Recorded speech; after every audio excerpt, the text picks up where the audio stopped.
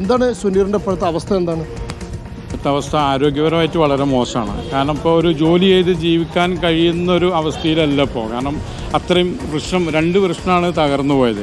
അതിലൊന്ന് പൂർണ്ണമായിട്ട് നീക്കം ചെയ്ത് ഒന്ന് നിലനിർത്തിയിട്ടുണ്ട്. കയ്യിന് ഫ്രാക്ചർ പൊട്ടുണ്ട്. അപ്പോൾ ഈ ഒരു അവസ്ഥയിൽ ജോലി ചെയ്ത് നിത്യവരുമാനത്തെ അന്നന്ന് ജോലി ചെയ്ത് ജീവിക്കുന്ന ഒരു പാവപ്പെട്ട വ്യക്തിയാണത്. അതൊക്കെ ആക്സിഡൻറ്റ് സർവ്വസാധാരണ സംഭവിക്കുന്നതാണ്. ജോലിയിലേക്ക് പെട്ടെന്ന് മടങ്ങാൻ ഒരു കാരണവശാലും കഴിയില്ല ഈ ഒരു അവസ്ഥയിൽ. ഇപ്പം തന്നെ പലരുടെയും സഹായത്തോടെയാണ് അവൻ്റെ കുടുംബം മുന്നോട്ട് പോയിക്കൊണ്ടിരിക്കുന്നത്.